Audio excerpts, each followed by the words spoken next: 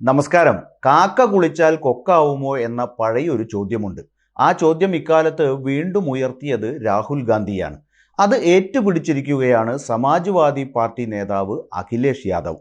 പ്രധാനമന്ത്രി മോദി ജന്മം കൊണ്ട് OBC അല്ലെന്നും മോദി ഗുജറാത്ത് മുഖ്യമന്ത്രിയായ ശേഷം ഭാരതീയ ജനതാ പാർട്ടിയുടെ ഭരണകാലത്ത് അദ്ദേഹത്തിന്റെ ജാതി OBC പട്ടികയിൽ ഉൾപ്പെടുത്തിയതാണെന്നും കോൺഗ്രസ് നേതാവ് രാഹുൽ ഗാന്ധി ആരോപിച്ചതിന് പിന്നാലെ കഴിഞ്ഞ ദിവസം വാരണസി സന്ദർശനത്തിനിടെ പ്രധാനമന്ത്രി നരേന്ദ്രമോദിക്കെതിരെ പരോക്ഷ പരാമർശവുമായി സമാജ്വാദി പാർട്ടി അധ്യക്ഷൻ അഖിലേഷ് യാദവ് രംഗത്തെത്തി.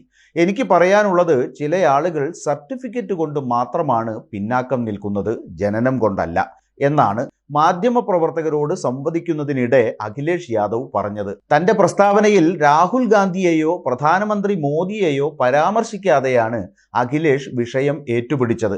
നേരത്തെ ഭാരത് ജോഡോ ന്യായ് യാത്രയ്ക്കിടെ ഒഡീഷയിൽ നടന്ന ഒരു പൊതു റാലിയിൽ രാഹുൽ ഗാന്ധി പ്രധാനമന്ത്രി മോദിയുടെ ജാതിയുടെ പേരിലുള്ള വേഷം കെട്ടലിനെ ലക്ഷ്യമിട്ട് പ്രസ്താവന നടത്തിയിരുന്നു. BJP പ്രവർത്തകർ നിങ്ങളുടെ അടുത്ത് വരുമ്പോൾ നമ്മുടെ പ്രധാനമന്ത്രി പിന്നാക്ക വിഭാഗത്തിൽ പെട്ടവനാണെന്ന് രാജ്യത്തെ മുഴുവൻ ജനങ്ങളോടും കള്ളം പറഞ്ഞില്ലേ എന്ന് ചോദിക്കണമെന്ന് രാഹുൽ ആവശ്യപ്പെട്ടിരുന്നു. മോദി പിന്നാക്ക വിഭാഗത്തിൽ ജനിച്ചയാളല്ല, ജനറൽ വിഭാഗത്തിൽപ്പെട്ടയാളാണ്, ഇതാണ് സത്യം എന്നൊക്കെയാണ് രാഹുൽ ഒഡീഷയിൽ പറഞ്ഞത്.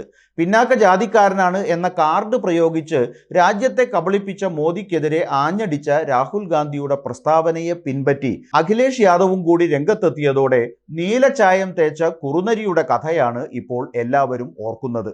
UPയിൽ അടുത്ത കാലത്ത് വിധി പറഞ്ഞ ഗ്യാൻവ്യാപി കേസിലെ ജില്ലാ കോടതിയുടെ ഉത്തരവിനെ കുറിച്ചും അഖിലേഷ് യാദവ് ആശങ്കയറിയിച്ചു. ജില്ലാ കോടതി ഉത്തരവിന് ശേഷം ഉടൻ തന്നെ ഹിന്ദു വിഭാഗം ഗ്യാൻവ്യാപി പള്ളിയിൽ പ്രാർത്ഥന നടത്തി. നമ്മളെല്ലാവരും ഭരണഘടനയിൽ വിശ്വസിക്കുന്നവരാണ്. ഭരണഘടന നമുക്ക് അവകാശങ്ങൾ നൽകുന്നുണ്ട്. എന്നാൽ UP സർക്കാർ കൗശലങ്ങൾ ചെയ്യുന്നതാണ് ഭരണം എന്നാണ് വിശ്വസിക്കുന്നത്. ആരുടെയെങ്കിലും അവകാശം നമുക്ക് തട്ടിയെടുക്കാൻ കഴിയുമോ?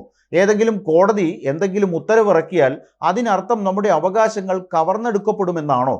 സ്വയം അവതരിപ്പിക്കാനുള്ള അവകാശം ഭരണഘടന നമുക്ക് നൽകുന്നുണ്ട് എന്നൊക്കെ അദ്ദേഹം പറഞ്ഞു. ബന്ധപ്പെട്ട കക്ഷികൾക്ക് അപ്പീൽ സമർപ്പിക്കാനുള്ള സമയം അവസാനിക്കുന്നതിന് മുമ്പ് തന്നെ കോടതി ഉത്തരവ് നടപ്പാക്കാൻ യോഗി ഭരണകൂടം കാണിച്ച അനാവശ്യ തിടുക്കത്തെ അഖിലേഷ് അപലപിച്ചു.